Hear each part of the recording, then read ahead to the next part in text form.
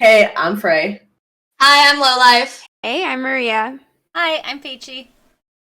and welcome back to Dude I Know Stuff. We are really excited to see you guys today, and I'm really excited for our topics. Today we will be covering cancel culture, post-grad dating, and finding the one.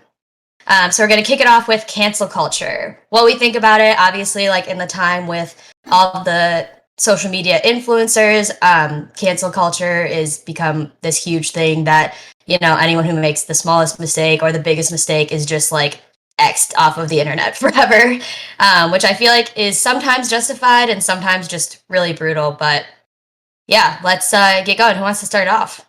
I will. I like how Okay. Eminem got canceled by Gen Z and just said no. He was like, no, I shall I not. didn't hear about I didn't know that happened. Oh, yeah, Gen Z's like trying to cancel Eminem, and he just simply said no. I why. will not allow it. I don't know. From what I've heard, so when it comes to like everything with Gen Z, I take it with like a grain of salt because we saw it like with millennials a lot too, where they were like, millennials canceling this too. I'm like, is it really the case or not? But in the case of Eminem, supposedly there are some people who are younger who, have apparently just now come across this music. I don't know. But his talks about like domestic abuse and violence and things like that in his music. But then Eminem was like, yeah, but like these are more so recountings of my actual experience rather than me like glorifying the abuse of women. It's like, no, this is just like I've been in abusive relationships before where like I was an abuser, but also like my partner was abusive as well. And he was like, I'm not going for this. Like this is just my music, and like I did this in the 90s. Okay, well, I want to know if that's the case, and why has no one canceled Chris Brown yet? Real talk. Like, Can we real talk that one? that makes no Yes. sense to me at all. Like, we watched it happen, and everyone was just like, meh. Like, It's Chris Brown. what what the fuck? Yeah, they're just Yeah. like, well, music. That's what I was thinking about too, because like I feel like with cancel culture, some people get canceled and for doing like sometimes not even like that bad of stuff. And then there will be people who like go out and say like the N-word, for example, like Yeah. 500 times, and then they get forgiven and like they still have a following and they still have a fan base. Yeah. And I just don't understand it in that sense where it's like people are so selective with who they cancel that Yeah. some things they can let slide and then some things are fine. Some people's Yeah. like they will stand behind their influencer or their celebrity, like they could murder someone and they'd be like, oh, you can't prove it or something. Mm-hmm. Well, that's like James Charles. He's I feel like always posting an apology video where he's crying. I mean, the tears or whatever. Yeah. It adds to the ambiance of the apology video. But I feel like every other upload is an apology. I'm like, maybe stop doing stupid shit. Yeah. And just a thought, like, where are the lessons here? I feel like Yeah. I we're guess lifelong learners, so why aren't we learning? yeah, going Yeah. off of that with me, I think there are some things worthy of canceling and not really giving a lot of like time to, but I much more fall on the side of learning from things rather and like using things as a learning opportunity rather than completely just shutting a person down. And like Yeah. in some cases, like Yeah. in the case of Milo Yiannopoulos, yeah, he can kind of get fucked. Like I'm fine with him falling off the face of Who? the earth. Milo Yiannopoulos, he I don't know if I've heard of him. he got super duper canceled, but he not because of all the racist, like terrible things he would say, but because he kind of glorified pedophilia, which is worthy of canceling. But I agree, 100%. it probably should have happened way before he even had the opportunity to say that. Yeah. Mm-hmm. And The whole like, how did it not end with this? yeah, and so like Yeah. so he had his issues pointed out and said, "No, I'm not going to acknowledge that as an issue. I'm going to move on with my life and like keep doing it." And I think in that case, like, yeah, cancel. We're done with it. There's no learning here. But in the case of just somebody who said Doesn't know any better? yeah, like it legitimately comes from a place of I was not told that this is a problem, And if they're immediately shut down, I think that puts somebody even more into the camp of that belief than it does to actually help them learn from that mistake. And I think that happens a lot with cancel culture. People are very reactive, and there isn't a lot of thought about like the long-term growth that can occur from this rather than just like get rid of it and move on. Yeah. And I think too that comes from this, like, kind of like the age of social media. Because if you think about it, like, before social media was a thing, like, there were still influencers. They were people who were like on the news. They had their own talk shows. And I feel like that didn't really happen to them. Mm-hmm. You know?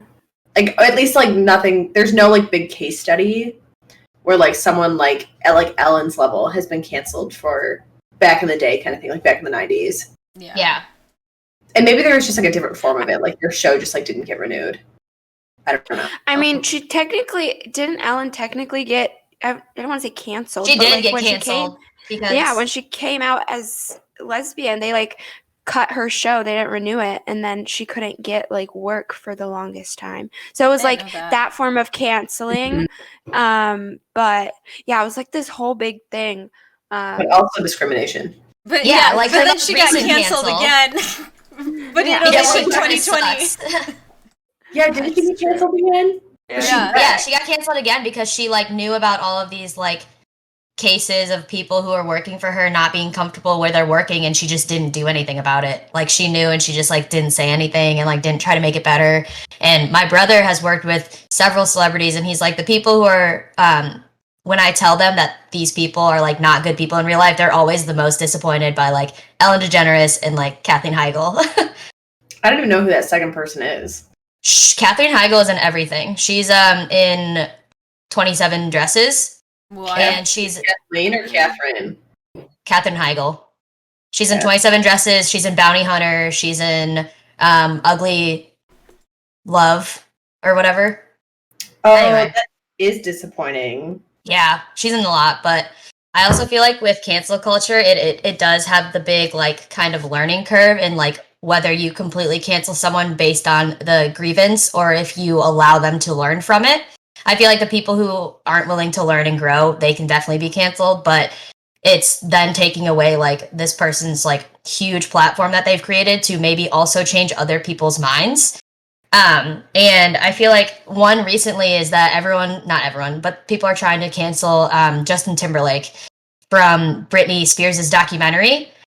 Because like I guess he handled the breakup really badly. Like he was talking shit about her to his friends, but like people forget that they were like 20. Like they were children, and like that's what you did when you broke up with someone. It's like your friends are like, yeah, they're a piece of shit. It doesn't matter who it is because they're your best friend. So they're gonna back you and be like, yeah, they suck, they're crazy, like you're in the right. So that's like I feel like very normal. It's just that he was on such a large scale of being a celebrity, and like they were both under a microscope, so it was just that much more damaging because everyone knew about it.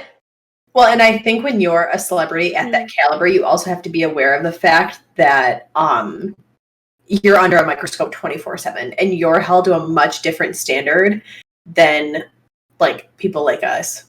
Like we can talk shit about our exes. No one's ever going to come for us for that, you know, because but like our drama also like isn't broadcasted into the media. Like there's no tabloid running around like, I want to know what Frey's doing today. They don't give a shit about what I'm doing. You know what I mean?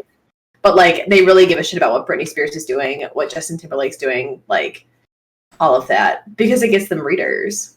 I think part of it too is like whoever is kind of in the spotlight. Like Britney Spears has recently been in the spotlight because of everything that's come out about her dad and how much control he has over her life. And so immediately like there's going to be a lot more sympathy and you know, like empathy for Britney Spears' position over, in this case, Justin Timberlake, who, you know, like people are gonna be like, well, fuck him for talking shit. She was going through so much and it was really hard. Yeah. But like you were saying, people aren't considering the context of the situation, that this was like, they were both very young. And also, you know, the tabloids and paparazzi were, I think, very different at that time versus now. Like, if I can say the internet has made one thing better, I don't think that kind of tabloid paparazzi media is as toxic as it used to be, because there's so much more in the internet of like people to say, like, I think there's a lot more pushback now because everybody can kind of add their opinion, and news articles with fingers have to be considerate of the fact that like you can't say as much like sexist or just outright lies about famous people, because there are going to be fans that are going to kind of come and bombard that. See, I totally disagree with that. Really? Did you watch the Oprah interview with Meghan Markle and I hate Prince to Harry? say it, I don't really care that much about Meghan Markle or the royal family at all. I hate royal God. families, so...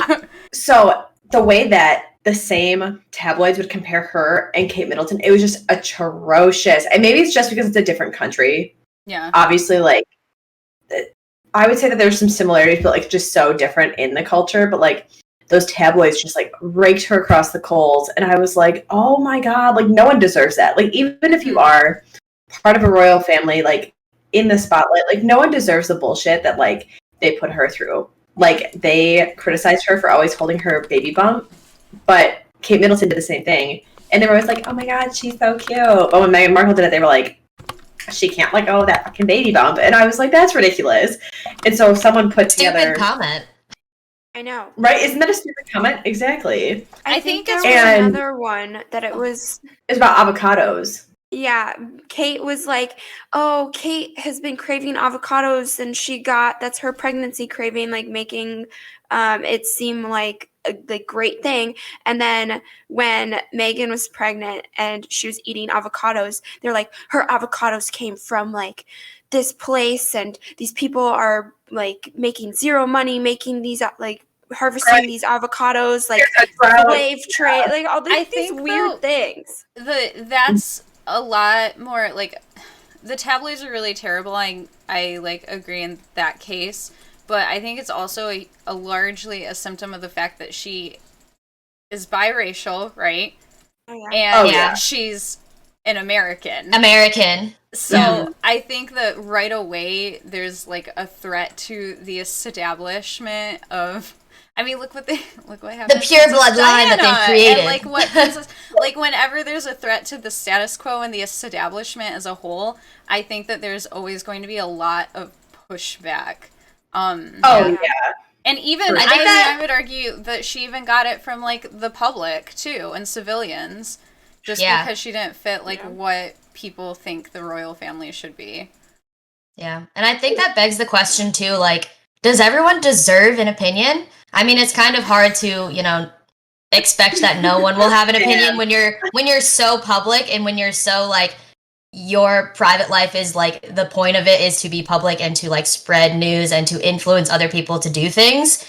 But then do they have, the right to have an opinion about how you're going about your business? So if you're an influencer, does the public have a right to have an opinion about you? Is that what you're saying?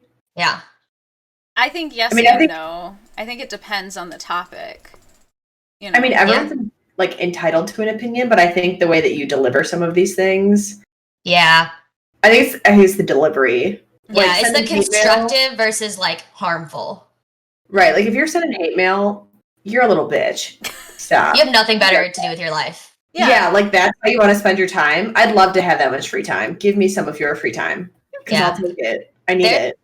There's this one TikToker that I really like. Her name is Caroline Lusk, and she in every video she does like a makeup tutorial or she talks about like something political or something racial. She's like, guys, let me know in the comments if like I'm in the wrong or if you have a different experience, like if I'm using these products or promoting these products and they're not like morally if they're not cool and they're like, I will burn them. Like I legitimately don't know. So, and I feel like that's a lot.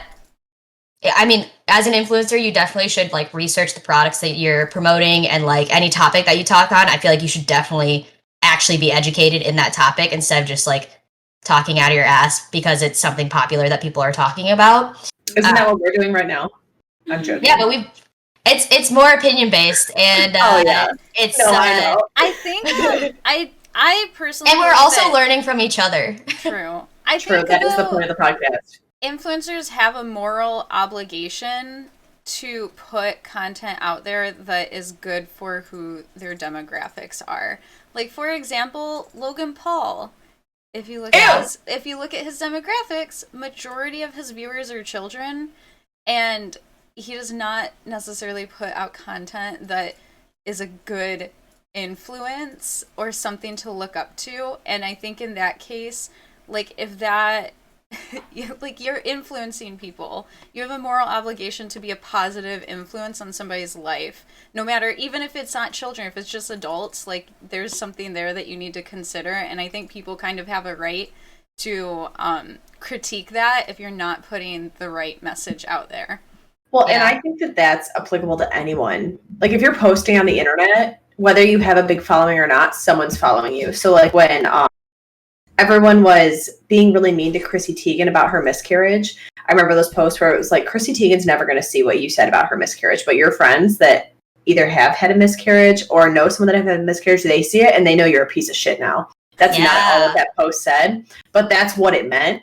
Yeah. But I think too that, like, even without having a big following, you need to be considerate about what you're posting. And then if someone says something, take that constructive criticism. And especially, I feel like that was really prevalent during the election. Like, I had a friend that she had posted some kind of copy pasta post, and then she's like, I lost all these followers. And I was like, I'm going to be quite honest with you, because I do love you as a friend, and I'm going to let you know why they unfollowed you, because I unfollowed like 8 different people for posting this shit too. I was like, because it's a garbage post. Like, I understand that where you live and the environment that you're in, it's different. It's perceived differently. But this is kind of the general consensus about this post. And she was like, thank you. Like, I did not think about it that way. So I think too that, like, you have to hold your friends accountable at the same time. And I mean, you don't always have to do it. Like, you don't have to be like the social justice best friend. Yeah. Like, and I mean, pick and choose your battles, because it's hard. And like, that can also, I feel like, put tension in a friendship if you're not always. Yeah. I don't know. You know what I'm saying? You guys are picking up what I'm laying down. That was like one thing that I wanted to like pick your guys' brains about too, because I feel like when we talk about cancel culture, we talk a lot about like these people who have millions of followers, like canceling them. But I know, like, especially with the pandemic and with the election, like, people were getting called out for like partying during the pandemic, or even people were like, if you're not using your platform, even if you have like 200 followers, let's say, if you're not posting about the election or not like sharing these important things regarding the election, like, you're not doing your part to make a difference. So when does it come to a point where it's like not only cancel culture just influence like influencers in general, and it gets down to like the people you know in your life? Like, if you had a friend that was out partying during like the middle of COVID, like, how would you even go about that situation? Like, you're friends with them, you're not going to cancel them, but like, hey, you should not be stupid and party during this. Like, I don't know, it's such like a thing where I feel like we're only used to it being related to celebrities that don't apply it in our real life. Yeah, I don't think we check our friends quite as often as we should, because we forgive them for a lot of their maybe misguided tendencies. Yeah. Or I would say too that it's hard to open those hard conversations with your friends, and especially if you grew up in an environment where conflict wasn't handled calmly. Like, if you grew up in an environment where like conflict equaled yelling, I think it's really, really hard to tell your friends when like you feel a certain way.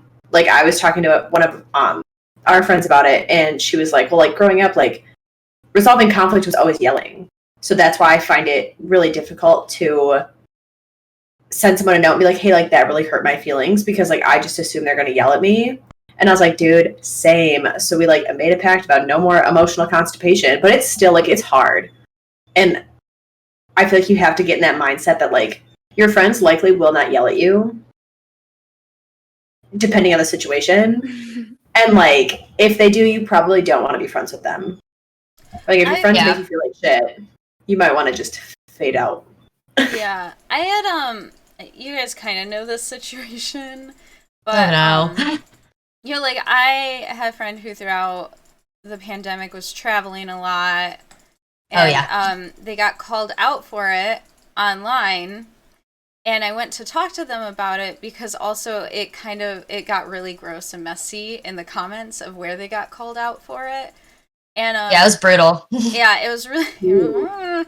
And I went to reach out to them because, you know, one, I wanted to check in on them, but also, you know, see like what their thoughts were on it, because I didn't necessarily. I did not necessarily agree with it all. And when I went to bring it up, it just, like, they jumped to being very defensive right away. And I was like, well, there's not going to be a conversation to be had here. Like, it doesn't matter what I say because that door is already closed. And I think that sometimes happens with people that you're close with, too, is that just in general, like, we don't, as humans, don't like taking criticism from people that, like, we think very highly of. It hurts. Yeah. And so I think that's also a struggle, that, like, the difference between an influencer with thousands, millions of followers, that kind of relationship's not there. You don't really care ultimately about what their opinion of you is because you already don't like them in that case. But, like, with somebody that you're very close to, it hurts. And so it can be very tough. Right. And I think that when you call someone out or you try to open that conversation, if they get embarrassed right away too, it's also really hard to continue that conversation, because when you're embarrassed, your natural instinct is usually to, like, walk away from the situation, which can suck. Gosh Hack Santa has a comment that says, knowing 100% of what your friends do has never happened in society before like we have it now, which I think is a lot to do with social media. I think it's impossible to bring up something you saw on social media, so you have to ignore it and feel like you're betraying your values, or address it and do no good, because if you bring up something up from social media, it feels like an attack. Yes. Mm-hmm. Oh, 100%. Yeah. Because, like, pre-social, you only knew what was going on if someone told you. Like, it was really easy to, like, keep secrets back then. Now there's no secrets. Because you think about it, Snapchat, you're on a map all the time. If you're not on ghost mode, your friends can find it. If you share your location with your friends, they know where you are.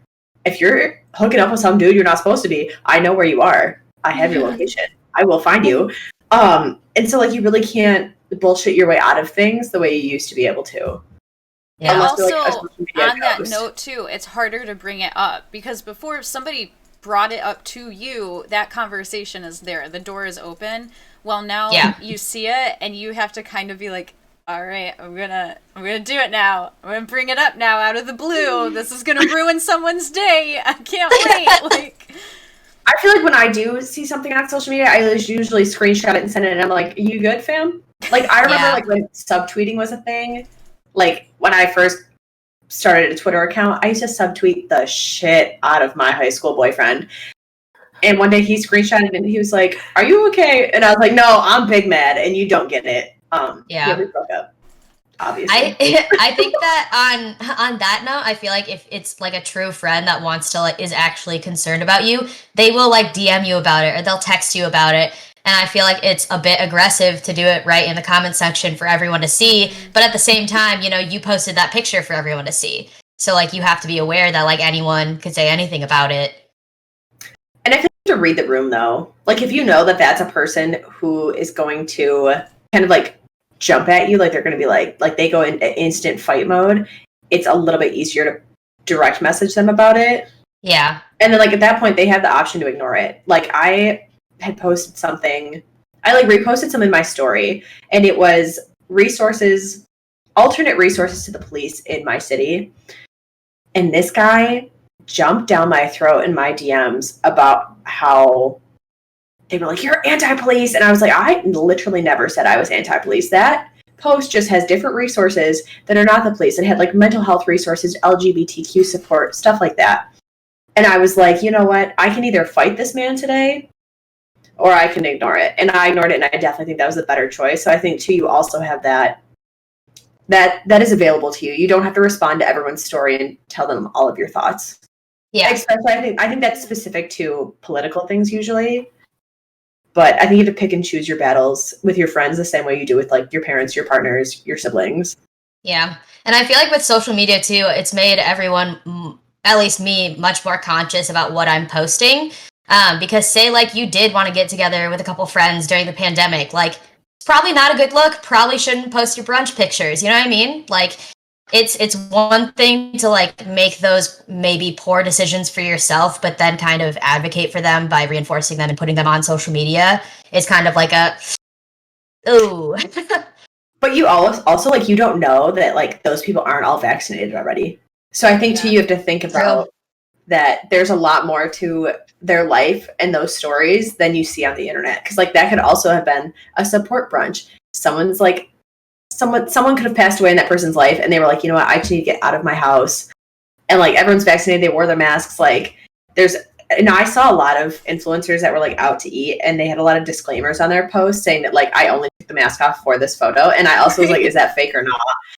As much as I, love you, Peichi, I feel like you're still a Gen Z. I think we're all Gen Z. I don't think we're millennials. Dude, I'm 95. Just because of our tendencies. Yeah, but that means you're at the cutoff. Wait, so we're looking this up right now. I'm looking this up. As much as we don't want to admit it, we are definitely more Gen Z tendency than we are millennial tendency. I am not.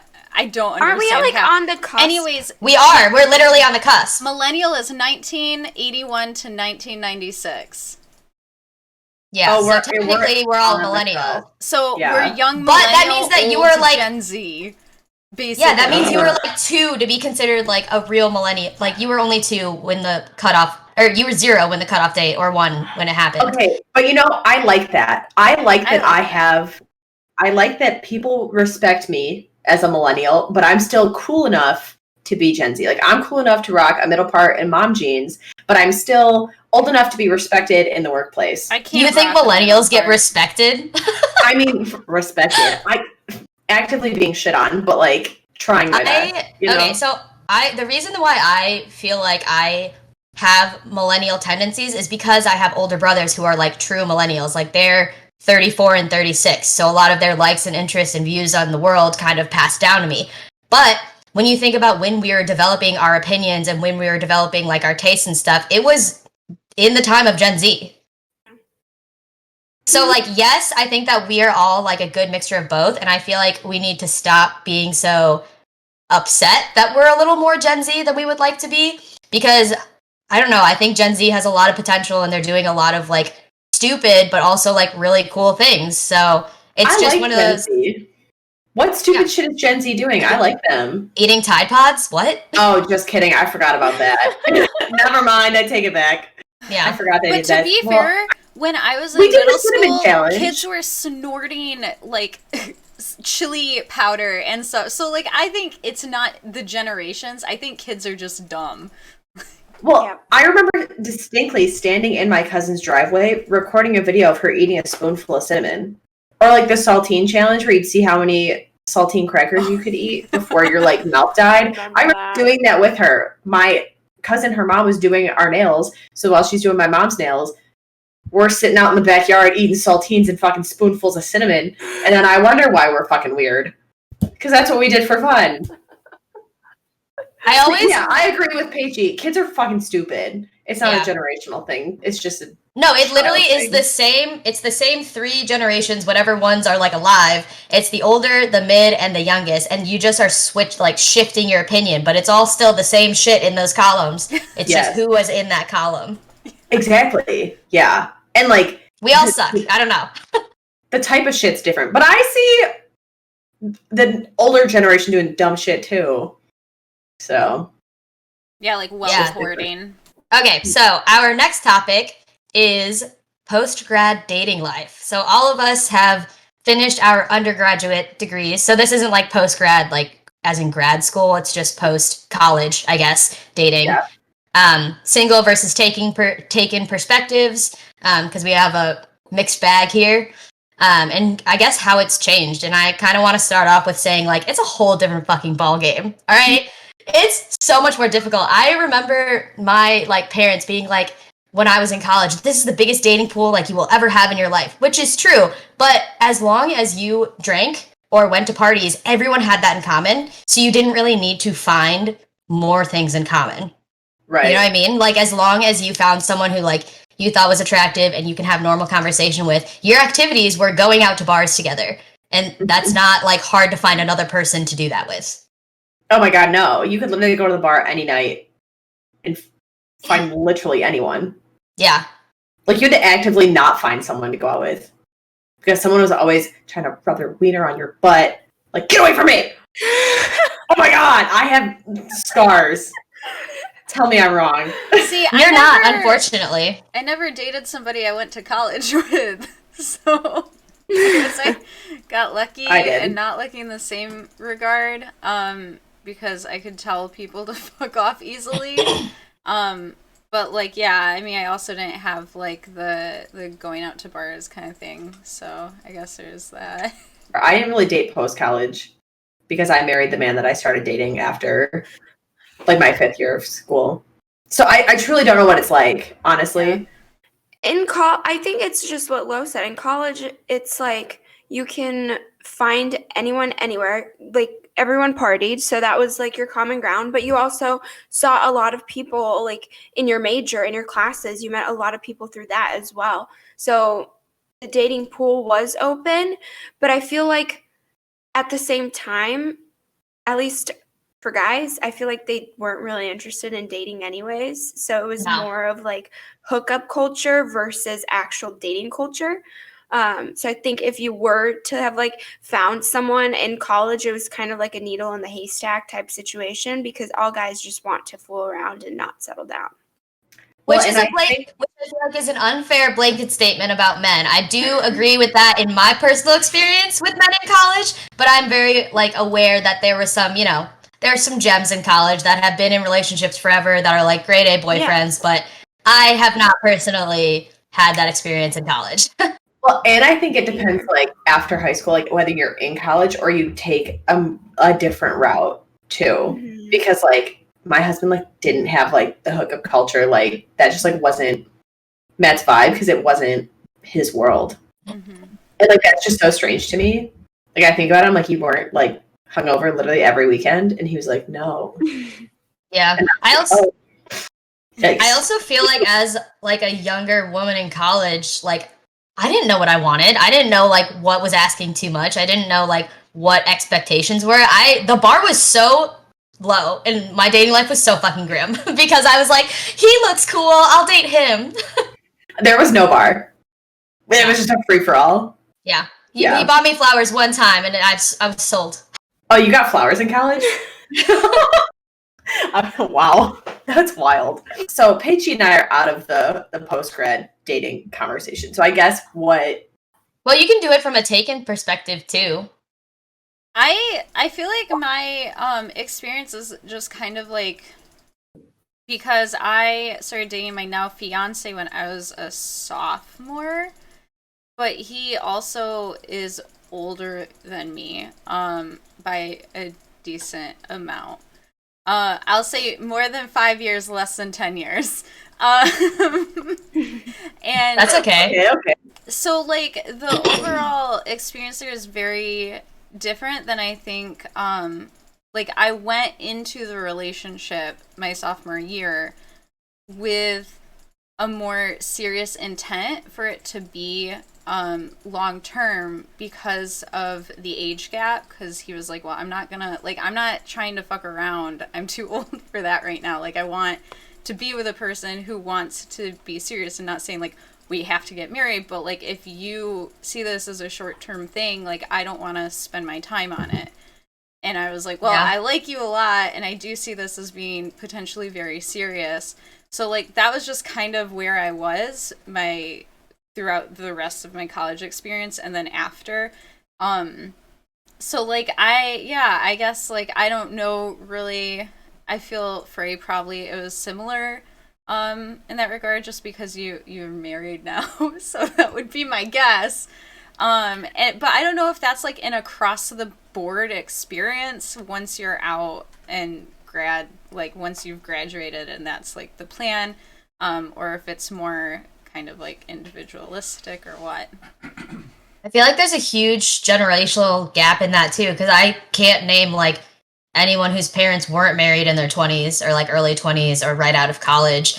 Like it's very strange for us to be like single or not married right now, because I feel like people just in general are finding whoever they want to be with later and later in life, or they have so much more that they want to accomplish and that they can accomplish, especially women, before they, settle down. Because a lot of the times I feel like people perceive settling down as like that being the end. Like you've reached the resolution of your story and now everything after is just kind of vanilla. But yeah, you're so right, Lo. Like when Matt's parents were our age, like Matt was already born. And like I literally can't fathom having kids anytime soon. Like I think I want them, and then I'm like, God, that's actually a responsibility. I just want like the Frey, I love you, but you switch between having baby fever and hating booger machines like every 4 minutes. I do. You're right. That's an accurate statement. But so I guess like from when Matt and I first started dating, I already knew him. So like we were friends in high school and then kind of like drifted away throughout college, and then I ran into him at the gym and he basically was like, I don't talk. And I was like, okay, well, not going anywhere. Let's put it on Facebook. And I look like the Hunchback of Notre Dame, unsure how to pronounce that with my eye infection. I remember like looking at me and she went, you're ugly and you need to tell him to turn around. And I was like, it's too late. He's on his way. You remember that eye infection I had? Wild. My eyeball, gigantic. And Matt was I don't remember this, but that sounds like something savage, I would say. Okay, Matt was trying to come up to visit me, and I was like, no, like my eye's like really infected, and I don't know why. I think I got like an eyelash stuck behind it, and it got really swollen. And he was like, no, like I'm gonna come up, like it's fine. And I was like, no, like I'm not cute, like you're not coming up here. So this was early days in your relationship. This was a week in. It was a week after our first date, so I was like, I can't be ugly yet. And he just gotta hide that part of yourself until you trapped him. Because it jumps out on the reg. So I was like, no, you can't. So then finally he wears me down and I walk out of my room and Lowlife looks at me and I was like, he's on his way. And she went, dude, you're ugly. You really need to tell him to turn around. And I was like, he's an hour away. I can't do that. And she's like, you're never going to see that man again after this weekend. And I was like, I was petrified. He asked me to be his girlfriend. It worked out. I mean, I guess so, because you're married. Yeah, exactly. But like pre-Matt, like I was very much into that hookup culture. Like I was a very stereotypical college student for sure. So that's why like it's kind of it's interesting to me how much dating has changed too. Like I like watch my single friends date and I'm like, where do you even meet people? Like how do you do that? Like, it's not easy. That's dating apps. That's our next episode. Yeah, I know. Toby did not want to miss that one. She'll be pissed if we talk about it today. But Gottschalk Santa said non-married life is like purgatory. Oh, it's not. I guess you're kind of just like perpetually waiting to be married, like, because that's such a societal, like everyone is supposed to get married. But I don't know. Some people will never get married, and I think that's fine.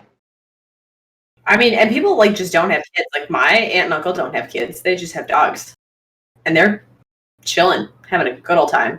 I was just like in my head thinking about how I dated in college versus how I dated outside of college, and it's like I think my mindset just changed too. That was the biggest thing that I noticed, that in college I wasn't necessarily looking for someone to like spend the rest of my life with. Like I never thought like, oh yeah, I'm gonna meet my husband in college, like one of these guys is gonna be the one. Like my mind was never there. But once I like got out of college and I started like seeing people, I noticed that my mind immediately went to like, do I see a future with this person? Is this going to be a long-term thing? Like, do I like them enough where I could see myself being with them for like years and years to come? So I think that was one like, I guess natural shift. Like I didn't notice when it happened. Yeah. But like, I think that's our biological clocks. I know, like dating becomes so much more serious when you're like in the real world.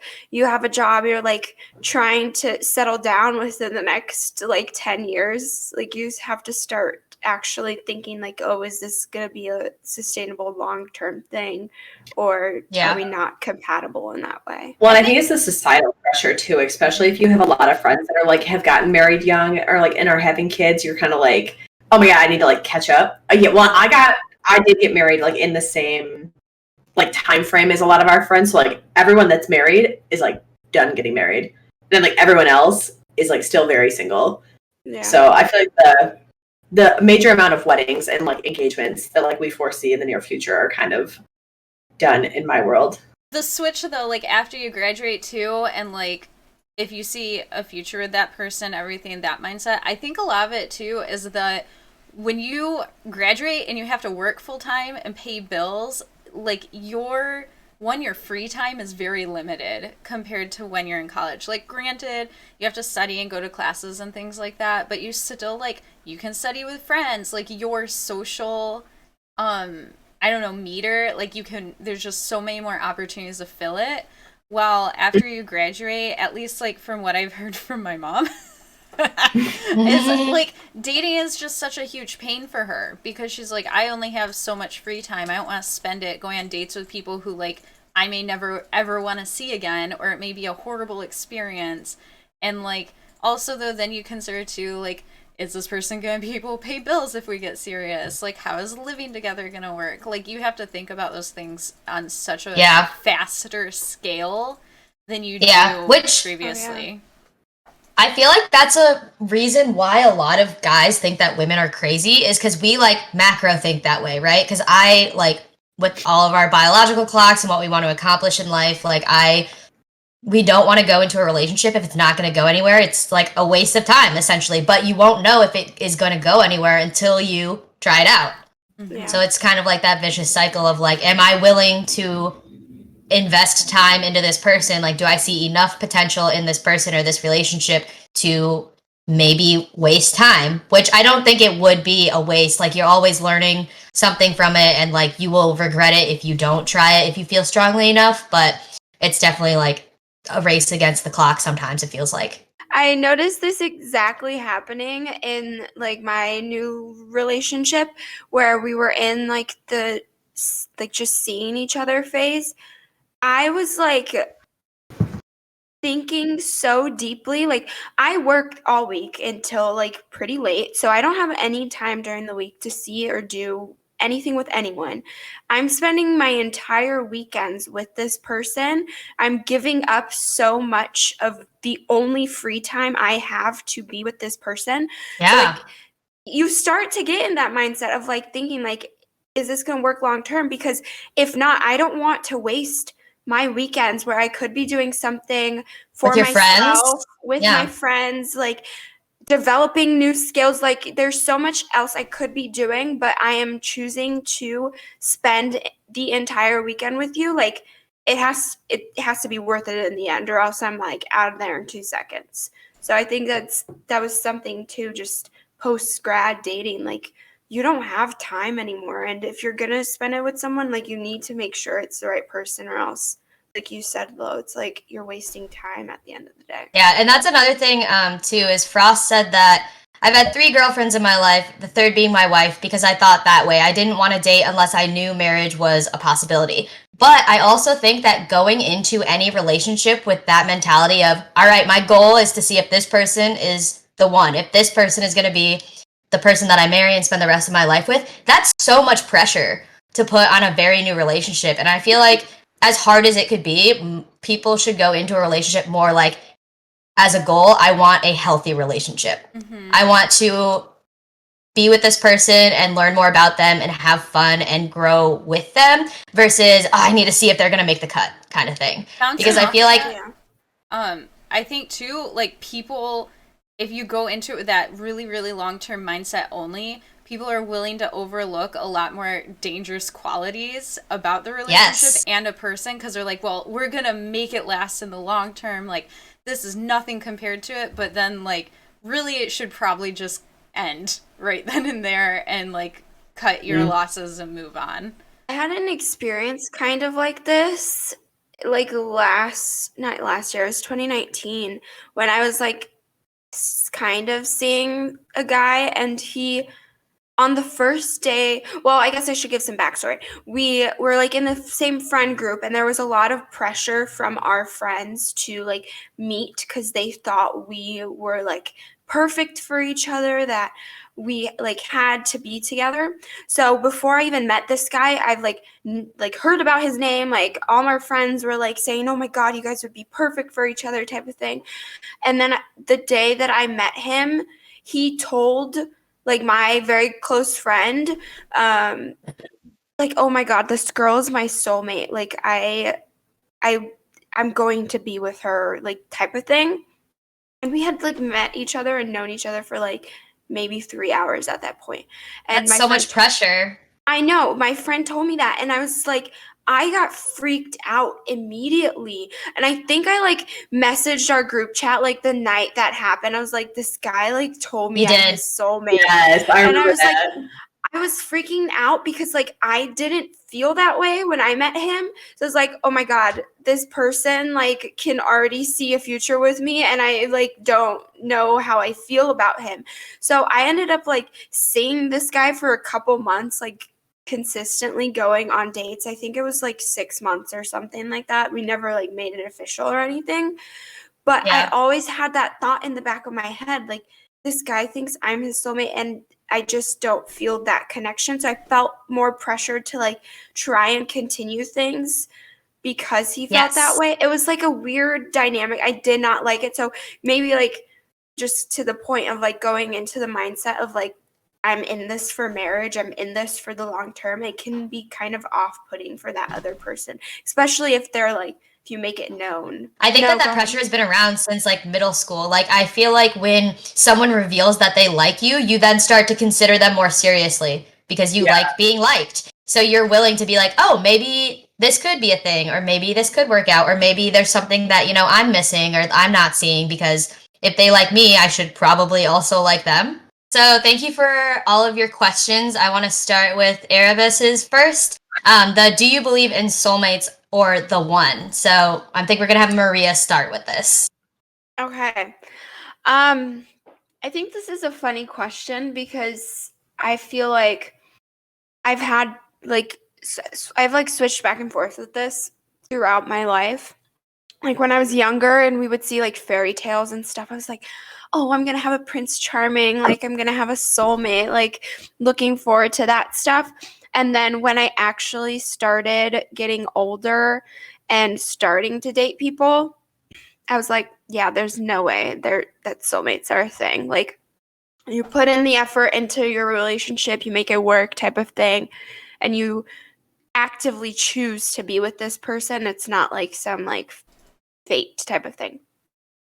But then I had an experience with like the person I'm with now, and I felt like maybe not necessarily like soulmates, but I had like this weird, like I just get this weird feeling that we were supposed to be with each other, and I've never like experienced that before. So it kind of gets into that realm of like, well, is it like soulmate, or it's just like we were like fate worked in and we were supposed to end up meeting each other and being with each other? Because just the way the relationship came about and how we met, it was just like very strange, and we wouldn't have met in normal circumstances. So it just makes me think of like what is behind this, because things just lined up way too like weirdly for it to be like for it not to be fate.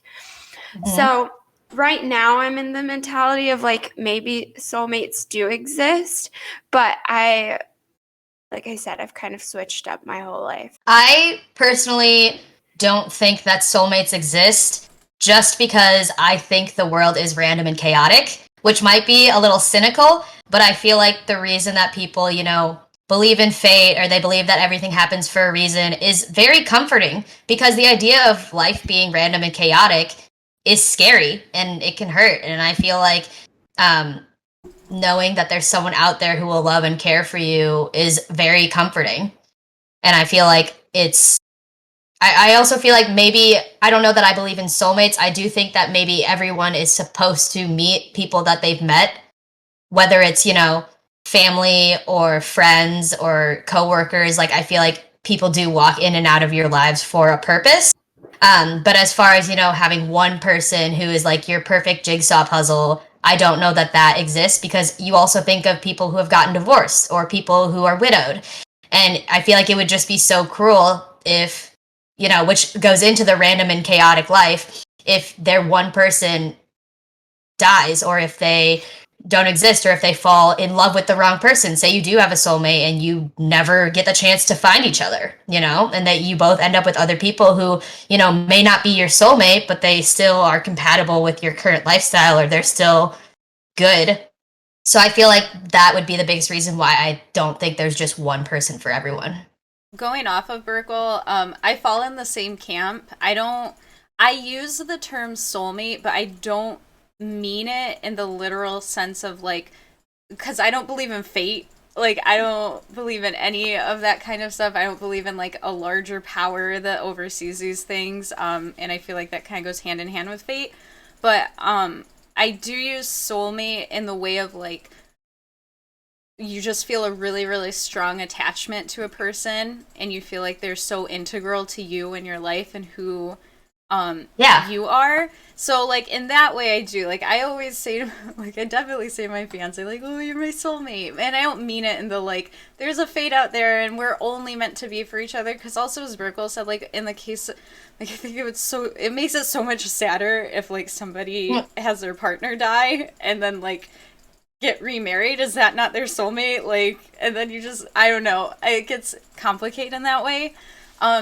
I do wish I believed in it though. I wish I kind of fell into that fate. Yeah. Like I wish I believed in fate because I think it would be so sweet and lovely, but I just don't.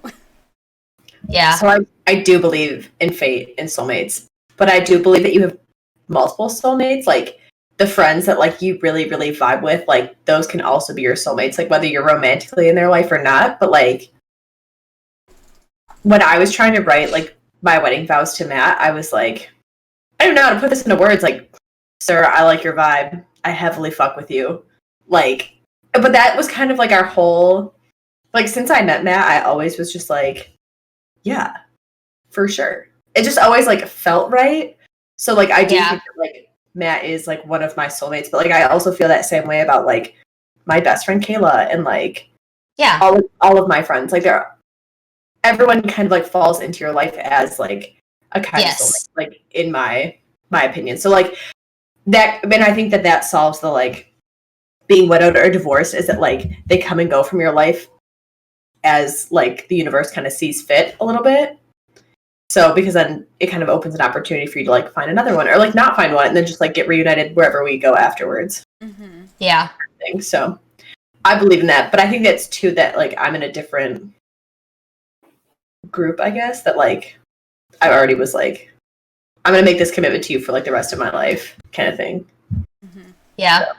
I mean, also just when you think about it, there's like 7.8 billion people in the world, right? And you found your soulmate 2 blocks down from you.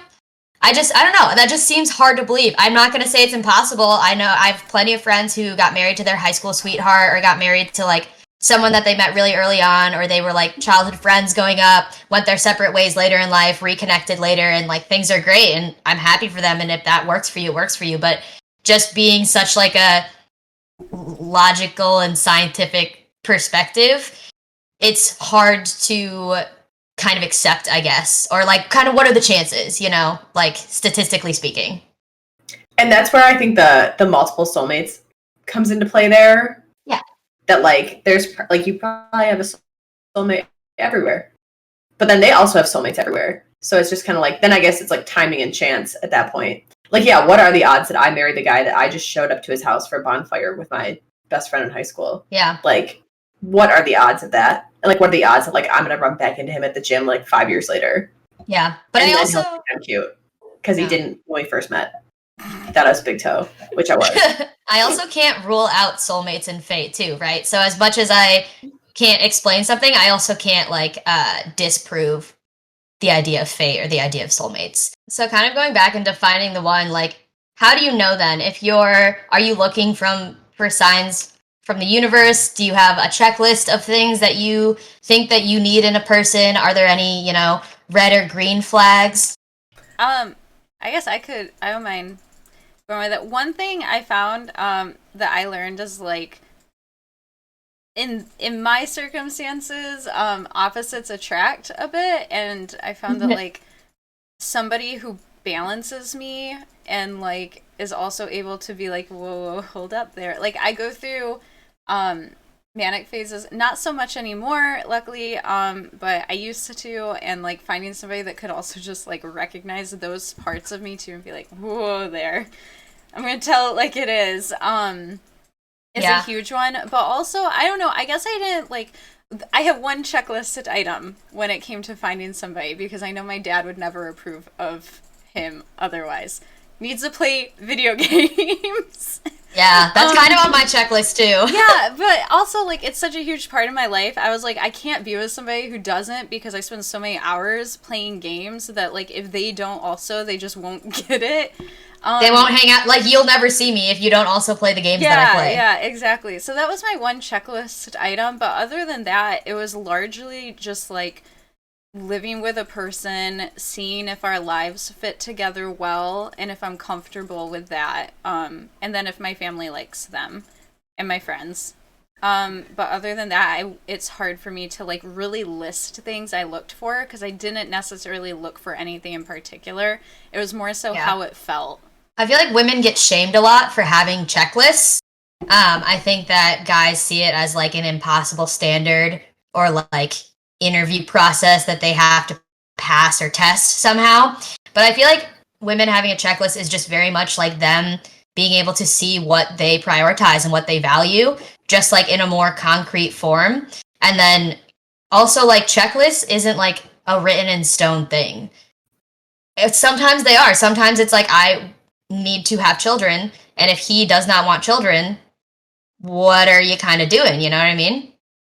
But it could also be like smaller things that are like, I would appreciate these characteristics in a person, but say you meet someone and they have those opposite characteristics, and you had no idea that you could get along with someone so well that, didn't fit anything on your checklist. It's more of like kind of you discovering your self checklist and what you want and what you desire, rather than like, I'm not even going to bother if he doesn't check these things off. I guess like when I realized that like I was definitely going to marry Matt was like when I was at like my lowest and most vulnerable points. Like he was just there, and he accepted those and worked with it really well. And like, I don't want to say he like answered all of the challenges correctly, but like he did. Like he balanced the like, do you want snugs or do you want to be alone right now? And then he balanced the like, do you want a piece of fruit or is this like an ice cream and cry kind of day? And like he got it, and I was like, okay, like if he can love me through my like puffy face, like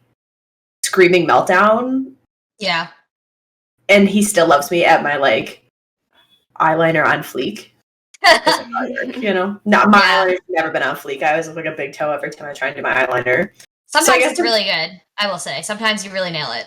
I will say also, kind of on this topic, like everyone, it doesn't matter who you are, everyone is going to enter a relationship with their own set of baggage. You just have to figure out if you're capable and willing to carry the other person's baggage, essentially, or help them carry it, and if your baggage is something that they can also help you carry.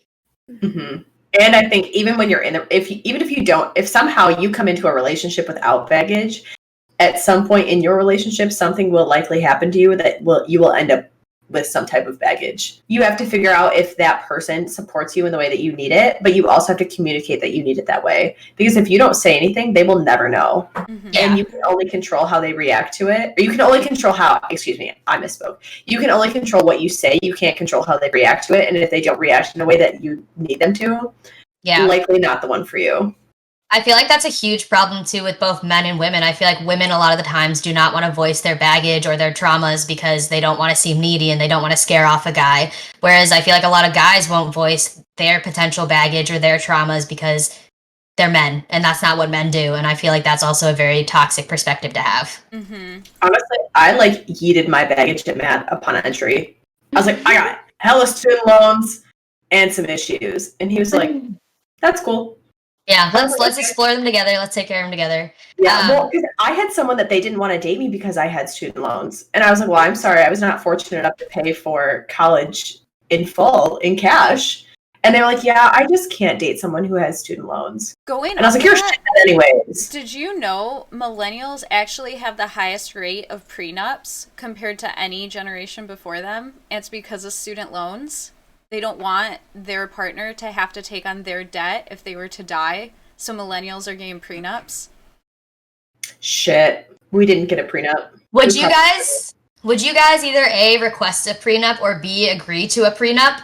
Well, I asked for one, and Matt told me I didn't need one. He's like, I think we're good. He's like, neither of us really have anything. And why did did you seriously ask for one, or did you play around ask for one? I sprinkled it into a conversation, and he was like, I have no money. You have no money. He goes, you only have debt. So why did you feel the need to bring it up seriously then? What did you think warranted a prenup between you guys? Just curious. I don't even remember. I think it was just okay, but this was also at the same time where I was like, okay, Kanye, chill out. Yeah, I was on some hot girl shit, and I was like, I'm not changing my last name. I think we need that prenup. And then all of a sudden I was like, fuck the prenup. I'm changing my last name. I have no idea. I couldn't even tell you. All of that's a blur. I don't remember anything pre-wedding anymore. For me, it's worth talking through. Right now, if I were like, I'm gonna die in 2 years, we'll get married and then I'll die in 2 years, I'd be like, yeah, because all you're gonna get from me is debt at that rate. But with the plan of me not dying until I'm 80, and I do have a plan to pay off my debt and acquire investments and things like that and wealth. Then no, if my partner were to ever say that, I'd be like, okay, well, this is a very serious conversation that needs to be talked through. And I think communication is very important. I wouldn't immediately be like, oh, hell no. But people bring things up for a reason. I would talk through it. But given that I don't, plan to die with only debt, I don't think a prenup. I'm not in a huge amount of debt either. I'm very fortunate that I did come out of undergrad with $20,000 in student loan debt, but compared to the average American, that's actually not terrible, and it's a feasible amount to pay off. If I were in a lot more debt than that, though, then yeah, I probably would consider that as an option so that my partner is not burdened if something were to ever happen to me. And I think I kind of brought up the prenup thing too, just as in case he wanted it, more so because I knew that I did have student loans. And I was like, I bet you Matt's not really thinking about this, but I'm a thinker. I love to think about everything, which is also probably why I have anxiety. But I figured too that he probably wasn't going to think about it. So I would bring it up, and then he was just kind of no. But yeah, Matt and I's whole relationship is just we just vibe it out. We think about it, and it's just kind of yeah. You guys have enlightened me today because I've never even thought of that. If you get married, if you have student loans or any type of debt, that person will take it on. Inherit it. I think it's just because I'm not in the mindset of marriage and thinking about that, so I don't even worry about that stuff right now. So that kind of just freaked me out for a second because no, yeah, I went to school out of state, so I was paying out of state tuition. I have $100,000 in student loans right now that I'm trying to pay off, and I wouldn't want to put that burden on anyone. And I've thought of it from the perspective because I pay extra with my work for extra just life insurance because I thought if I die right now, my loans would go to my parents because they're private loans. It has to transfer to someone. And so if I die, my dad has to put on that burden. So I purposely pay more for extra life insurance money in case if I die, that will pay off my student loans, pay off anything that they need to worry about, and it's fine. So yeah, I wouldn't be opposed to a prenup. Kind of like Paige said, if it was brought up in conversation, I wouldn't be immediately no. Dismissive, yeah. Yeah, I see the benefits of it. I don't like these the stereotype around prenups. It's oh, you're getting a prenup, you don't trust this person. You think that you guys are going to eventually separate. Because I don't think like I don't think that way thinking of them. It's more just like protecting yourself and also just protecting the other person, like in our cases if we have debt and that would eventually go to that person. Well, and I didn't know until like this week that like prenups protect both of you from other things too. Like I didn't know that prenups could protect you from debt or anything. And I feel like there's the first like gut instinct is that like you don't trust that person, but they're actually positive for both people. Like in the like case of like accidental death or like anything like that too. So I think that it just requires a little bit more research, but I feel like our parents' generation also didn't have them. So it's not really a topic that like is kind of ingrained in us as we grow up and like think about getting married either. Like neither of our parents ever mentioned getting a prenup. Like I mentioned it, my mom was like, "Why would you do that?" To be fair, our parents aren't in the kind of debt we're all in. True. Yeah. Well, that too, exactly. Okay, but here's some food for thought. Debt. Whoever makes more income, etc. What about the opinion of sharing everything together? Trusting your significant other and them trusting you and going all in with the marriage. I think this, again, doesn't necessarily have to do with trust. Yeah. But if I'm doing well, like if I'm wearing the money pants in the relationship, I feel like the person that I'm with, I love them, right? So I would want to share that wealth with them, especially if it's like going to take some burden off of them. I feel like it comes more from a place of love than a place of do you trust someone or not. Even if you do a prenup, that doesn't mean that your partner can't help you pay it off. And I'm pretty sure like if you go to a lawyer, you can have prenups nulled and void if you both agree to it. I mean, I'm not 100% on that, but I would guess that there's a way to remove a prenup legally. So it's not to say you're not sharing. The only thing I'm not sharing in that circumstance is my debt if I die. But, like, I'm sure my partner would still be comfortable, like, helping me pay bills and, like, sharing finances and things like that. Yeah, or you recently had a scare with your partner's dog, and you're like, I love this dog too, and like I want to help you take care of her because she means a lot to you, therefore she means a lot to me. Yeah, I took out a whole additional credit card to help with that, but like we love each other and we're a family. That's how that goes. Speaking as someone who is married with student debt, Matt made it very clear he was not going to pay my student loans, but he does pay the whole mortgage, so I can pay more of my student loans. So I think too that you have to figure out what works best for you, what you're okay with, but then also like over communicating. Like I think that the reason that Matt and I really don't fight about finances is because we're like super clear. Like I'll be like, I got paid today, I got X amount of dollars, and he's like, I got paid this month, I got X amount of dollars. Like it's always very, very clear what kind of funds we have, where it's going, and like how we're investing and spending and like thinking of really big purchases.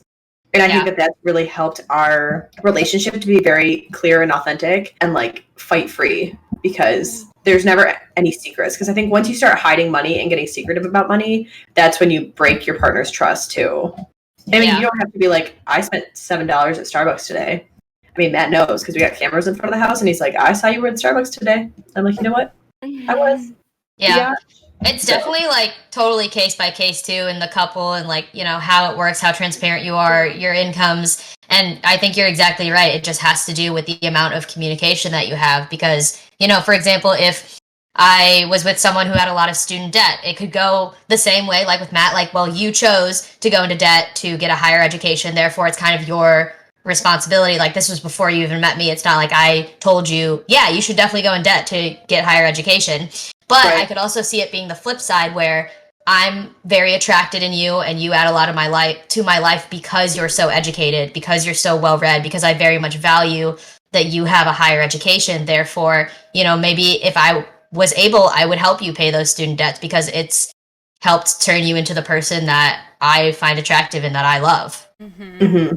Well, that's why he was like, he just pays other bills. That way I can make bigger student loan payments. Mm-hmm. Yeah, so it's that thing too. It's like kind of the distribution and like the understanding that you both have your own shit to pay for, but you also have shit that you share together that you pay for. Right, exactly. I don't think I would ever, like, no matter who I end up with or whatever, if they make more money than me, I don't think I would ever go into it also just assuming because they make more money than me that they should help me out with my student loans. Like, I would never assume that it's their responsibility to, like, help me out with it either. So I feel like I'm very protective of, like, like, I understand this is my debt. Like, you do not have to even think about, like, helping me pay it off if it came to those circumstances. But like everyone's been saying, it's just so much communication needs to go into that, and realizing what you're signing up for when you are like getting married to that person. Yeah, Nightmare Shinobi said the only thing a man needs on a mental checklist is peace. Be his peace. Everyone has problems, but allowing them to boil over into toxicity, into the relationship, is something that can be avoided by simple communication. I think you're totally right in that, not even just for men. I feel like you kind of want your partner to be your safe space. You want to be able to like melt into sadness with them, or you want to be able to be angry and then be your comfort. Which I think as we've been saying as a theme, is communication. Communication is just so key. I feel like a lot of the times you see in movies or whatever, people being like, I can't read your mind. Like, unless you vocalize these things to me, I will never know. Whether you're a guy or a girl, like sometimes, you're a little slow, or sometimes you can't necessarily see it from their perspective. But if you just say it, it could be so like, oh, that's why you've been acting this way. That's why you have so many doubts. That's why you're feeling X, Y, Z. I do want to add to that, though. A relationship is not a substitute for therapy. True. A relationship is not a substitute for therapy. I have had multiple partners in my life that treated me like their therapist because I'm their girlfriend, and they didn't have anybody else to share those things with, when really what they needed was a therapist. Like, I was not at the caliber to deal with the problems that they wanted to put on me because they didn't have other people that they were close with and felt comfortable to share that with, which I think is unfortunately a symptom of what happens with a lot of men in toxic masculinity, not fostering men to be vulnerable with each other. And they find, like, studies have shown that happens a lot to a close female relationship with a man, either a close female friend or their significant other, where that kind of emotional baggage gets put directly on their girlfriend alone. And this isn't to say don't open up, don't share, like, so on and so forth, but just, like, don't treat your significant other as the only source of working out your emotional problems or trauma and so on. There's nothing negative about going to therapy. I go to therapy. I fucking love it. It's great. I think everyone should go to therapy. Oh, I totally agree. So if you're looking for a sign that says, like, it's giving you the green light to therapy, it's here. I'm your sign. Go to therapy. But I also acknowledge that our healthcare is shit and doesn't always cover therapy. Mm-hmm. True. So it is definitely a privilege to be able to go out and seek any sort of mental or physical health care professional. Yeah. And I think that that's becoming a little bit more accessible with things like BetterHelp.com. And, like, that's probably not perfect either. But, like, that's another option. Or, like, Google, like, better thought processes and better ways to process your emotions and, like, dumping it on your significant other. Like you were reading the Nightmare Shinobi said, I don't think everyone needs professional help. That's a broad misdiagnosis, in my opinion. Not every problem has to be unburdened. Otherwise, we won't be able to process our own emotions without external reprieve. Mental fortitude starts within. Every journey is different. I 100% agree. I don't think everyone necessarily needs therapy. I think it can be beneficial for everyone. But of course, it depends on you and your personality. If you're not someone who's comfortable with a therapist or comfortable opening up to someone, I know tons of people who very, very much lean into meditation, into, having those hard conversations with themselves and facing themselves. Neon also asks, who's the messiest person out of the group? I want to say Frey. What type of messy, though? Like, messy, face is messy, or, like, drunk messy? I feel like me or Frey, space-wise, are the most messy.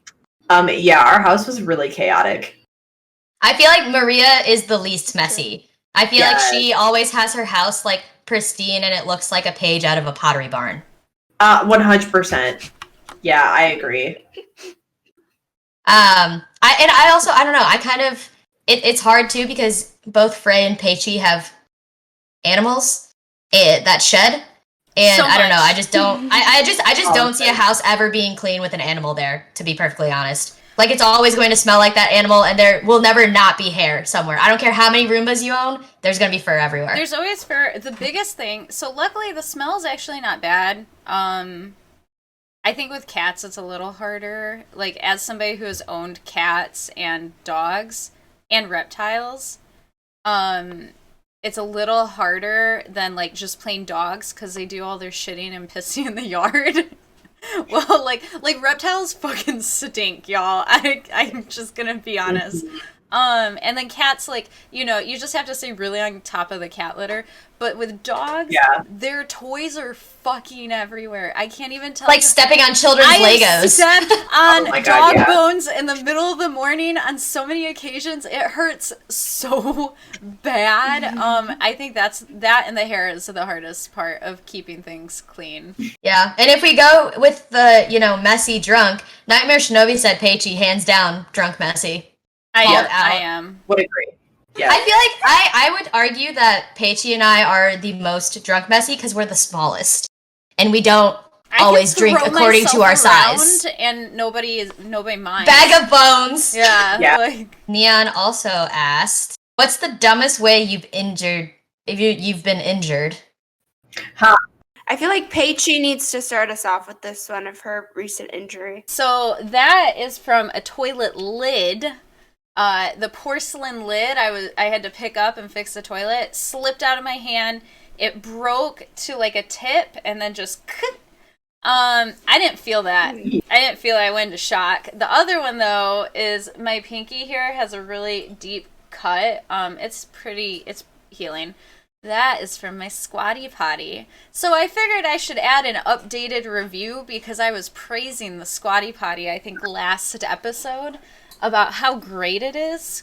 It does the job well when it comes to the bathroom, but my folding one, I was folding it and it pinched my pinky, and I have never been in so much, like, it hurt less than this. I cut my hand cutting up carpet. It hurt way more than that. Like, it hurt. It hurt so bad. I've never been in so much pain in my life. I thought I needed stitches, but I guess I don't know, we'll see how it heals. But that's probably, I think the first thing, though, that went through my head was, this isn't a bathroom. I use this when I'm on the toilet. It's gonna get infected, and I'm gonna lose my pinky. Oh, no. I would have thought the same thing. So, yeah, that's as bad as it gets. Right? I sprained my thumb one time. I thought I broke it because this party kept asking me to punch him. And I was like, no, I don't want to punch you. And he's like, just punch me. And I was like, I remember this. No desire to punch you, sir. So finally I got fed up, and I didn't realize that I didn't know how to punch someone, and I definitely touched my thumb instead of putting it over. And it hurt. I thought you were supposed to tuck your thumb. Don't. Absolutely not. Thumb on the outside and you punch. Because if you tuck it, then the impact like squishes it, and it's not a good time. I recently was putting away Christmas lights at home around Christmas time, and I didn't see that one of the lights was broken, and I was like wrapping them, and it like went and like cut, well, it wasn't on this hand, it was here, right in between like the crease of my thumb right here, and it was super deep too, and it was huge, and it was like one of the worst pains I've ever felt in my life. But that was kind of like short term. It hurt for like a day or so. Another stupid injury. I was drunk and I was just wearing high-heeled boots, trying to walk down the stairs, and I just fell and I hit my knee really bad going down, and I could not walk for a week because of how bad my knee hurt afterwards. So that was a stupid injury. I fell out of the bus in middle school, and very similarly, it was really bad. My knee hurt like a bitch, and I ripped my pants. I was so pissed. What about you, I Lola? can't think of one, honestly. I mean, the stupidest ones would probably be like me being really drunk and making drunchies and touching like a hot pan or something and burning myself. Ow. Who was the one who, was it you or was it one of our other friends that we were walking to one of the bars in college and they fell with the Slurpee? Slurpee, that was me. That was me. That was you. I had a 7-Eleven Slurpee in my hand, and I was in like heels and like tight clothing because it was college, and all my friends were like ahead of me, and I started running to them because I was very drunk, and there was like a bump in the sidewalk, and I fell on my face, and Toby literally looks back, starts dying laughing, just like doesn't help me up, just like and I like fell in the most spectacular fashion. I just like straight on my face, but like Slurpee was in my hand, so I like almost kind of caught myself with the other one. I saved the Slurpee. The Slurpee was fine. And then I popped right back up immediately because I knew that I had fallen and I didn't want people to see it. And I thought maybe if I popped up fast enough and kept running, no one would notice. Everyone noticed. Everyone saw. You know, I also did the same thing outside of the bar across the street in college. When I was there for orientation, my mom and I were just like walking around downtown, and I ate it in front of this huge line of bar people. But Toby is famous for watching you fall and then turning around laughing and not helping. Yeah. This one time, my mom fell in a bush, and Toby... I remember! Okay, Toby goes running over. My mom's like flailing in this bush, like cannot get out. We're all drunk. And Toby runs up. And my mom goes, "Oh, are you going to help me?" And she goes, "No, I came here to take pictures." And then walked away, left my mom in the bush. Wow. And I'm drunk somewhere, not paying attention. My mom's in this bush. But at least she got the pictures of it. Our last question is from Santa. Goshak Santa said, hotter or notter? A man who can open a can of soup by stabbing a spoon into it. Hotter? It depends on the man. If you got like lumberjack vibes, like if Matt did it, I'd be like, hot, you know? You got to have the right vibe to go with it. I would say that it's notter if they're like, hey, guess what I can do with a can of soup and a spoon? Like if that's like their selling point, it's a notter. But if it's just, you know, a cool party trick, sure, why not? See, but that's me. I'd be like, guys, you want to see how I open this can of soup? So maybe that's why I think it's hot, because I would be the one to be like, you want to see me do this? And then babe, I love you, but you are not my type. Thank God. That'd be weird. That just seems odd to me. Like, in what situation would you ever need to stab a spoon into a can of soup to open? If you're out in the woods, if you're stranded on the side of the road. Well, aren't most soups, don't they have like the tabs on them nowadays? That is true. Even if they don't, like, if you're in the woods, I feel like a rock would suffice. Yeah. We're going to wrap stuff up here. So next week, everyone is back. Super excited on March 21st. 11 a.m. PST. I forgot the name of your guys' time zone. Is it EST? Yes. Central? EST. So it's 2 if you're in Eastern Standard Time. But everyone is back, so Toby will be back, and we're covering the topics of religion, dating apps, which I know you're all very excited about, and friendship breakups. So yeah, if you have any questions or want to see us cover a specific topic, make sure to DM us on all of our socials or drop it in the Discord. We really want to talk about what you want to hear. And if you like what you heard today, our amazing editor, Maria, is going to make it into a YouTube video, and we're also on Spotify, Apple, and now Google Podcasts. So make sure to tune in there, leave a good review if you like what you heard. Bye. Bye, friends. Bye, everyone.